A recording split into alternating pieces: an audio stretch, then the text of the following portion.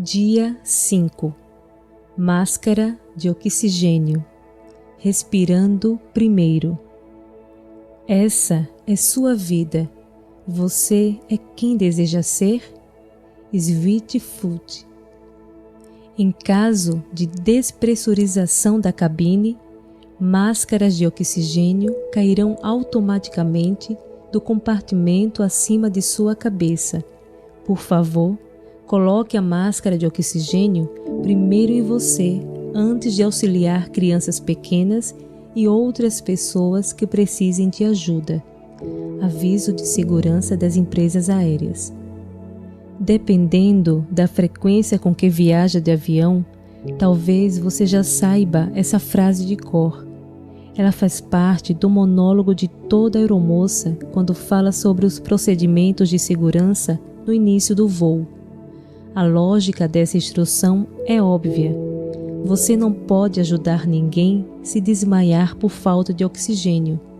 Contudo, essas palavras também transmitem uma poderosa verdade espiritual. Se você quer extrair o máximo de seu tempo aqui na Terra e viver um estilo de vida sem arrependimentos, precisa envolver-se plenamente com as pessoas ao seu redor. Seu desejo é que as pessoas a quem ama saibam quanto são importantes. Você quer ser agente de cura na vida que toca, deixando um legado de impacto eterno. Mas a única maneira de alcançar esses objetivos próprios de um viver autêntico é reservar primeiro um tempo para concentrar-se em si mesmo. Se você não for saudável nos âmbitos espirituais, físico, emocional e relacional, como poderá ir além e investir nos outros? Essa verdade não é novidade. Livros de autoajuda, grupos de recuperação e sermões inspirativos muitas vezes contêm essa verdade. Talvez, como eu, você a tenha considerado um pouco egoísta, outra desculpa para o auto-isolamento tão característico de uma cultura que prega que você deve estar em primeiro lugar. De fato, como qualquer outra coisa levada ao extremo, o cuidado consigo mesmo pode transformar-se numa desculpa para nunca ir além de si e das próprias necessidades. Mas colocar a máscara de oxigênio primeiro em você não tem nada a ver com isso. Na verdade, amar a si mesmo é um mandamento bíblico. O próprio Jesus disse isso ao apontar os maiores mandamentos. Ame o Senhor, o seu Deus, de todo o seu coração, de toda a sua alma, de todo o seu entendimento. Este é o primeiro e maior mandamento, e o segundo é semelhante a ele. Ame o seu próximo como a si mesmo. Mateus 22, de 37 a 39. Compreendemos que devemos amar a Deus em primeiro lugar, que devemos a nosso próximo, mas não notamos a última parte da mensagem. Devemos amar nosso próximo como a nós mesmos. Jesus indica que, antes de podermos realmente amar os outros e fazer diferença na vida deles, devemos primeiro amar a nós mesmos. Essa mensagem certamente pode ser usada para justificar o egoísmo, mas a realidade é simplesmente o oposto. Você precisa primeiro reservar um tempo para ser saudável, de modo que, então, seja capaz de impactar o mundo ao redor. De fato, enquanto não aprender a amar a si mesmo, nunca poderá de fato aprender a amar e cuidar dos outros da maneira como Deus quer que faça. Não se pode ensinar a alguém o que não se aprendeu. Deus deseja que cultivemos energia espiritual, física, emocional e relacional. Examinamos a conexão espiritual no capítulo anterior. Nossa conexão espiritual com Deus é semelhante a um tanque de oxigênio ilimitado. Corpos, emoções e relacionamentos saudáveis surgem quando colocamos a máscara de oxigênio primeiro em nós e então possamos ajudar os outros.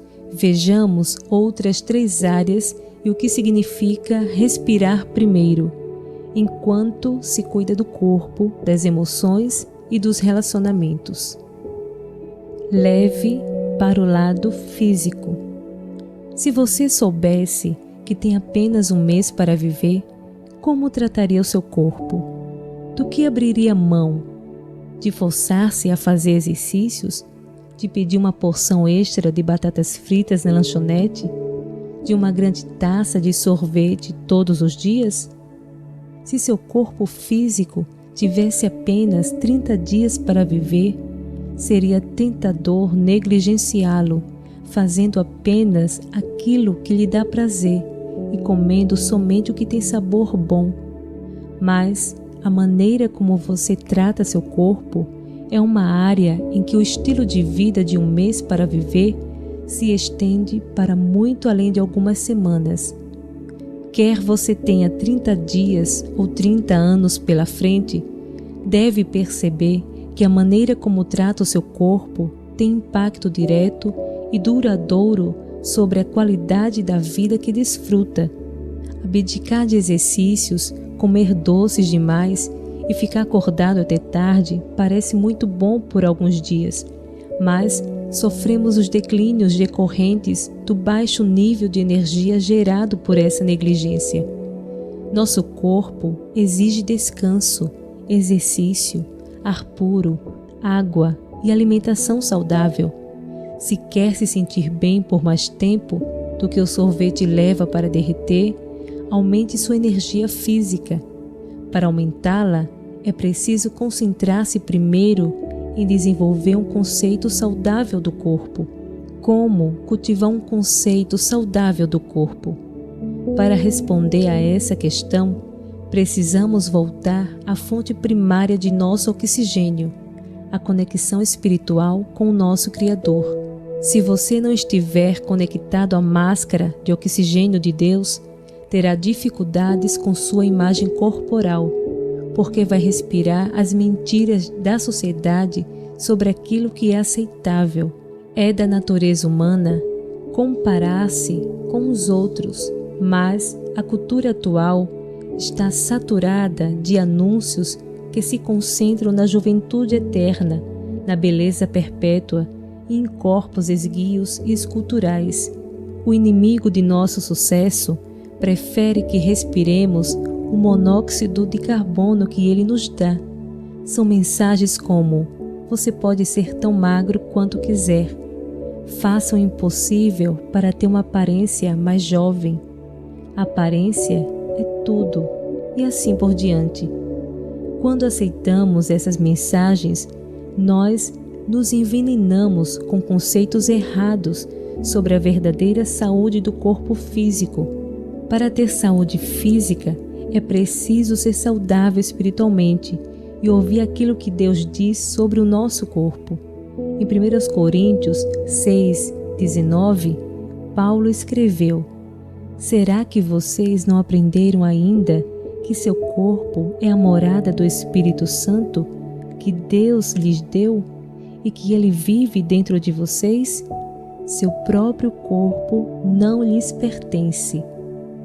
Geralmente, vejo 2 extremos no que se refere ao conceito que as pessoas têm do corpo. O primeiro é que alguns adoram o templo, não adoram aquele que está no templo, mas o templo em si. São aquelas pessoas que passam incontáveis horas tentando obter uma aparência melhor. Todas as semanas exercitam-se religiosamente na academia e gastam o que for necessário para melhorar o físico. Mas aqui está o problema crucial. Sempre que adorar o templo, ou seja, o corpo, algo que sempre sofrerá alterações, você se sentirá inseguro. O outro exemplo é tão prejudicial quanto o primeiro. Há pessoas que destroem um templo Elas negligenciam o físico completamente e jamais se preocupam com a saúde em geral. Fazem isso fugindo do exercício, comendo demais, fumando ou tendo outros hábitos prejudiciais, desprezando o bem-estar físico. Isso reduz tanto a qualidade quanto aos anos de vida. Se soubesse que Deus viria à sua casa hoje para jantar, você não limparia e arrumaria tudo, preparando-se para a visita dele? Você tem que entender que Deus vive em sua casa neste exato momento. Ele vive dentro de você. Seu corpo é o templo de Deus. Por isso, é tão importante cuidar de si mesmo e nutrir a força física. Se permanecer conectado à videira, que se relaciona à saúde espiritual, você passa da mera força de vontade para a força de Deus. Então, Ele lhe dá forças para se exercitar. Ele lhe dá poder real para manter a dieta. Você não se tornará um triatleta vegetariano que ora durante toda a refeição. Não é nada disso. Mas não será levado a adorar ou desprezar o próprio corpo. Reconhecerá que ele é uma criação de Deus que concede morada tanto à sua alma quanto ao Espírito Santo, e você dará mais atenção à sua saúde física. Vale a pena refletir. Qual é o maior desafio na área física que você enfrenta? Peso? Imagem corporal? Ferimentos ou doenças? Como você pode cuidar melhor de seu templo? Que passo você pode dar hoje para melhorar sua saúde física? Como você se sente? A próxima área crucial, onde devemos respirar primeiro para depois ajudar os outros, é nossa vida emocional. Muitas pessoas agem de acordo com a vontade. Elas trabalham muito, vão à igreja ou são amorosas com a esposa ou marido quando sentem vontade. Tentam ser um pai ou uma mãe melhores de acordo com a própria vontade, para que se sintam bem, não porque seus filhos precisam sentir-se amados. Grande parte do processo de amadurecimento e crescimento consistem em aprender a reconhecer e experimentar as emoções sem ser controlado por elas. Claro que não se trata de apertar um botão e desligar o medo, ou apertar outro botão e ser feliz. Talvez não sejamos capazes de controlar aquilo que sentimos, mas, com certeza, podemos controlar aquilo que fazemos com as emoções, a maneira como elas afetam os pensamentos e o comportamento, uma vez que os sentimentos podem oscilar dependendo do humor, das circunstâncias, da saúde física e de outros fatores. É essencial voltar-nos para a fonte primária, nossa conexão espiritual com Deus. À medida que enfrentamos os altos e baixos da vida, a verdade de Deus serve como um porto seguro a ser usado em qualquer tempestade emocional, seja qual for o tamanho. O Novo Testamento diz: pois Deus não nos deu espírito de covardia, mas de poder, de amor e de equilíbrio. 2 Timóteo 1:7. Se eu estiver conectado ao meu Criador por meio de conversa e confissão constantes, então Ele me dará o poder e o autocontrole de que preciso. É importante entender que uma vida emocional saudável não é sinônimo de emoções escondidas. Não, fomos criados como seres emocionais. Temos simplesmente de expressar nossas emoções sem sermos controlados por elas. Muitas pessoas estão condicionadas, direta ou indiretamente, a crer que demonstrar sentimentos é errado, um gesto fraco, feminino e perigoso. Alguns cristãos acreditam que jamais podem ficar irritados, sentir-se tristes ou entusiasmados demais. É importante ser honesto quanto às emoções. Não estou dizendo que você controla suas emoções ao reprimi-las. Na verdade, a negação e a repreensão causam um estrago bastante semelhante ao caos que se instala quando agimos de acordo com a nossa vontade. Um amigo e conselheiro me disse que as pessoas que reprimem as emoções tentam manter uma bola sob a água. Elas até podem conseguir algum tempo, mas a pressão da água acaba empurrando a bola para a superfície. Em contrapartida, não deixe que o passeio de sua vida seja ditado pelas emoções. Sinta o que tem de sentir, mas faça somente o que Deus quer que você faça. Jesus passou por uma ampla gama de emoções humanas que qualquer um de nós conhece, mas ele nunca pecou. Ele se irritou, chorou, sorriu.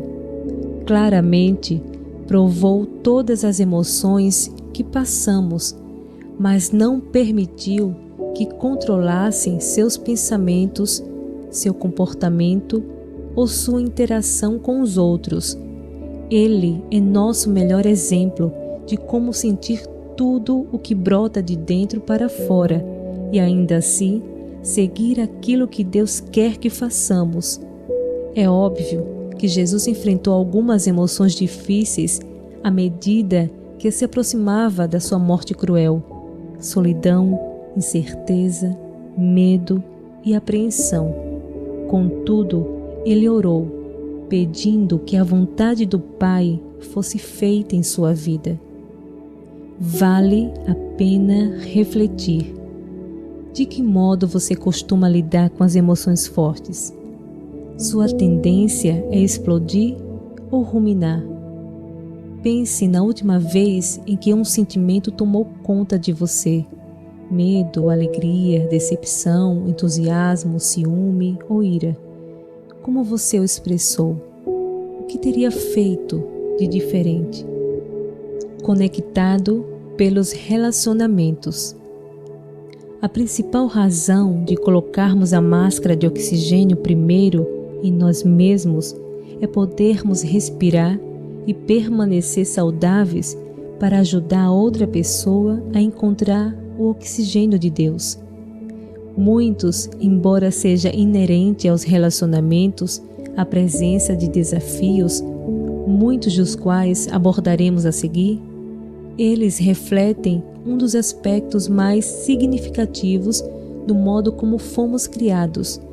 Assim como Deus nos criou, como seres eternos em corpos temporais, Ele planejou que vivêssemos em harmonia com os outros. Não devemos ser autossuficientes e independentes, a ponto de nos isolar e evitar outras pessoas. Se soubéssemos que temos apenas algumas semanas de vida pela frente, certamente não gostaríamos de morrer sozinhos. Antes, gostaríamos que aqueles com quem nos importamos conhecessem nosso verdadeiro eu e soubessem como somos gratos por eles. Gostaríamos de dizer-lhes nossas palavras finais do fundo do coração. Assim, deixaríamos um legado relacional de amor persistente e fé constante. Espero que vocês que leem este livro tenham muito mais do que um mês para viver, que tenham muitos e muitos anos saudáveis e maravilhosos. Mas, independentemente do número de dias que tenhamos pela frente, precisamos entender que a vida é curta.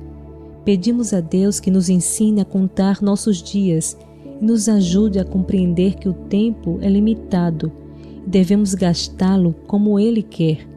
Só assim poderemos cumprir o propósito para o qual o Senhor nos criou.